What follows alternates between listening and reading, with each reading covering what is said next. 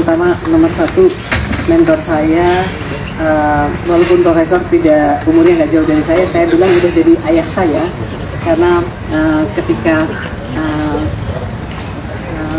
kami mulai diperkarakan, tempat mengadu saya adalah kepada profesor.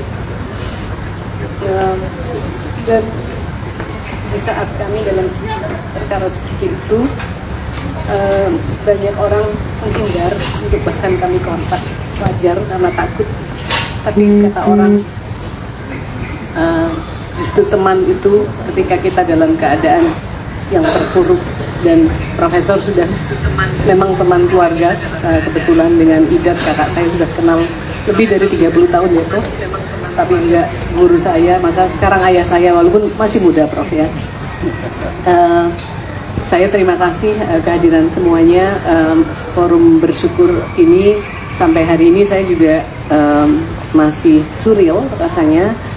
Saya tadi jalan di lapangan Banteng seperti biasanya, kemudian ada musik yang berdentum-dentum untuk senam ibu-ibu, itu yang Zumba. Biasanya saya terganggu banget itu musik kayak begitu, tapi hari ini saya merasa musik seperti itu aja indah sekali, karena ternyata kita selama ini, saya kurang bersyukur barangkali. Yang kita anggap biasa, ibu bapak menganggap biasa, hari ini syukurilah, karena kalau di dalam kita malam-malam lewatkan at the darkest night itu berat. Dan saya teringatkan ada satu buku dari Profesor Kamarudin Hidayat yang sampaikan ada dua hal nikmat yang kita suka lupa bersyukur. Yang pertama adalah kebebasan, yang ini bukan urutan tapi yang saya ingat. Yang kedua adalah iman.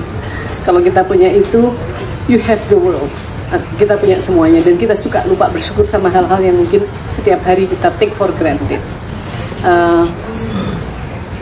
Bagi saya kira semua yang mengalami, nanti ini sahabat, rekan kerja, dan adik saya, ini salah satu orang paling pintar dari UI Pak, ini lulusan UI, mahasiswa terbaik saat itu. Nanti akan cerita, tapi bagi saya ada momen-momen di mana saya kira, mohon dimaafkan sebagai manusia, saya questioning ke Allah, kenapa ya saya diginiin banget. Tetapi ada momen di mana saya dua hal, ada buku dari Helwa, Prof, kalau ini bukunya ditulis oleh seorang muslim tapi sangat spiritualis, bukan buku agama kalau menurut saya. Dia sampaikan bahwa satu, saya merasa saya kena fitnah. Ternyata dalam bahasa Arab, kata fitnah itu, kalau ada yang ahli bahasa Arab itu bisa lebih menjelaskan, root wordnya adalah fatana.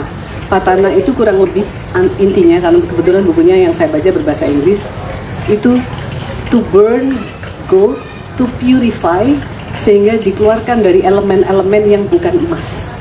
Jadi saya memahami, oh iya, Allah mungkin sedang membakar saya dengan pain ini, saya mudah-mudahan menjadi emas yang lebih murni.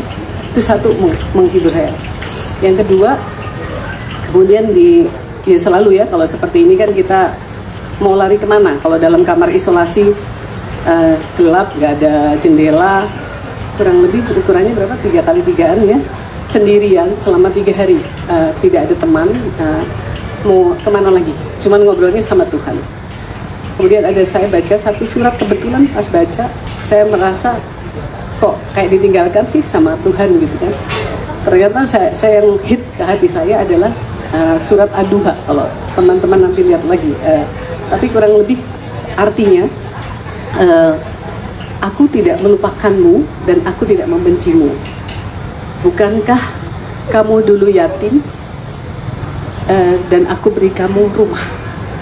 Saya kebetulan yatim, ayah saya meninggal saya umur 7 tahun, dan kami betul-betul tidak punya rumah sampai saya dewasa. Ibu punya rumah setelah kami bisa membelikan ibu saya rumah. Jadi literally saya bilang, oh iya, saya durhaka sama Tuhan, kok merasa ditinggalkan Tuhan. Kata Tuhan, saya tidak meninggalkan kamu. Kamu dulu yatim, I give you shelter. You were poor, I give you wealth. You were lost, I gave you direction. Di surat itu kurang lebih seperti itu. Baru dari situ saya ada turning point. Tadi Kang Lukis cerita antara harapan, memupuk harapan, tapi juga antara hope dengan hopelessness. Tapi itulah saya kira ujian manusia paling tinggi gitu. Antara katanya suruh berharap terus, tapi kalau nggak datang-datang sih Gusti Allah. Tapi kemudian dengan kejadian ini saya diajari luar biasa, jangan pernah mendikte Allah apa jalan yang terbaik, karena kita pikir jalannya harusnya seperti ini Tuhan, tapi ternyata Tuhan ngasih melalui presiden rehabilitasi yang saya pahami dari tingkatan abolisi, gerasi, amnesti adalah yang tertinggi. Semuanya di rewind, semuanya dikembalikan as if tidak ada yang terjadi itu, as if saya orang yang sama, tidak melakukan kesalahan yang dituduhkan. Dan pelajarannya kan ketika Tuhan berkehendak, dalam satu klik berubah seluruh rekening saya sampai hari ini masih diblokir, suami saya, anak saya. Tapi hari itu juga uang saya cuman ada uang di tangan 1,2 juta rupiah. Tiba-tiba ada temen yang ngasih, anak buah yang saya tahu gajinya juga berapa, ngasih 5 juta. Ini buat makan, buat belanja sementara. Ada yang ngirim minyak, ada yang ngirim mie, ada yang ngirim telur.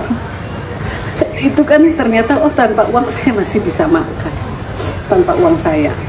Kemudian tapi juga buat saya perjalanan spiritualnya setelah ini tiba-tiba Presiden memberikan melalui tangan beliau karunia Allah melalui Presiden, dibalikan juga dalam waktu yang saya juga tidak tahu. Mohon maaf kawan-kawan, Bapak Ibu kalau saya masih kelihatan emosional. Baru kemarin kami masih hidup di penjara dan sekarang sudah berada di udara bebas. Saya bersyukur luar biasa. Terima kasih Prof. I owe you my life. Ketika semua orang tidak semuanya mau dekat, tetap ada teman-teman yang bermurah hati untuk menolong kami.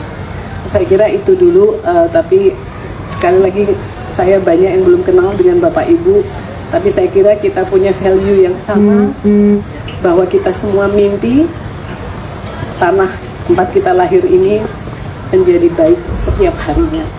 Terima kasih. Assalamualaikum warahmatullahi wabarakatuh.